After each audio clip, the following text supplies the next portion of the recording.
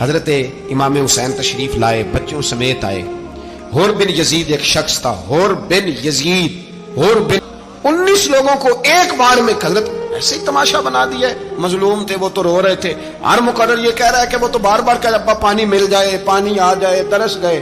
خدا کا خوف کرو، یہ دلیر لوگ تھے، ان کی باتیں آج بھی پڑھ کے دلیری پیدا ہوتی ہے، دلیری پیدا ہوتی ہے۔ فرمایا چونکہ اللہ کی حدوں کو توڑتا ہے، حقوق اللہ پامال کرتا ہے، حدود اللہ، بچے کٹوا دوں گا لیکن اس کے ہاتھ میں ہاتھ، سارا دن خود مجرا دیکھنا اور 10 محرم کو 2 دیگیں پکا کے حسینی بن جانا، سارا سال خود گند مند کرنا، شرابیوں کے ساتھ رہنا اور 10 محرم کو 2 آنسو نے تو بڑی خیمت تو عبید اللہ ابن زیاد نے قتل کیا۔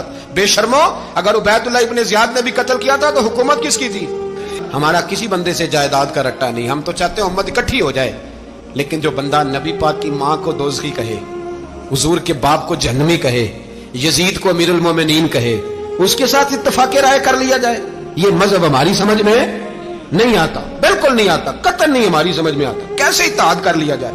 یہاں تو میرے بھائی جو ہمارے ابا کا مخالف اس سے اتحاد نہیں ہوتا، اور جو نبی پاک کے والد کو دوزخی کہے اس سے اتحاد ہو جائے۔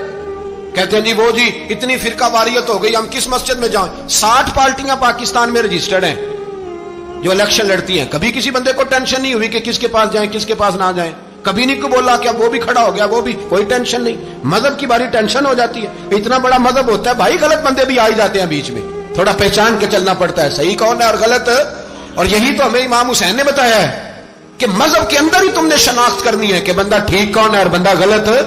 یہی تو کربلا ہے، یہی تو امام حسین نے بتایا، کفر اسلام نہیں، حق اور باطل۔ تو سمجھیے گا، درس یہ ہے، پیغام یہ ہے، پیغام یہ ہے، یاد رکھو موت تیزی سے آ رہی ہے، ہمارے ساتھ والے دائیں بائیں والے سب چلے گئے، اسی طرح نمبر لگے گا، ایک دن اعلان ہوگا۔ ضمیر کے قیدی بن کے زندگی نہ گزارو، بالکل نہ گزارو، یہ تھوڑی سی زندگی ہے دنیا سجن المومن۔ حق بات کرو، حق پہ ڈٹنا سیکھو، دین سمجھو، خبردار رسول پاک صلی اللہ علیہ وسلم کے دین میں ظالم، جابر، فاسق، فاجر کی کوئی گنجائش قطع نہیں ہے۔ اپنے آپ کو سمیٹو، اپنے آپ کو سنبھالو، دین میں اپنا کردار ادا کرنے کی کوشش کرو۔ دین طلب کرتا ہے ہم سے کہ ہم نے دین کو کیا دیا ہے۔ امام حسین نے سارا گھرانہ دین کے لیے دے دیا۔ ہمارا جو بچہ کسی کام کا نہیں رہتا اسے مدرسے داخل کراتے ہیں۔ ہم نے دین اتنا کمزور کر دیا ہے کہ عالم اگر شور نہ کریں، عالم اگر شور نہ کرے، زور نہ کرے، گھٹن والا ماحول ہو گیا، مذہب کی پوزیشن کمزور کر دی۔ اب جہاں تک اس بات کا تعلق ہے جی فرقے ہو گئے، تو میرے بھائی یہ کوئی اتنی خطرناک بات ہے، یہ کوئی اتنا مشکل معاملہ نہیں ہے، یہ تو امام حسین نے بتا دیا تھا کہ یزید کے طور پر ایک غلط فرقہ کھڑا ہو گیا ہے، لہذا اس کا مقابلہ کرنا ہے۔ اس میں کوئی بری بات ہے، لیکن ایک سبق ہے بزرگوں کا کہ اگر سچی بات بھی نہیں کرنی تو پھر اس منبر کا حق ادا نہیں ہوتا۔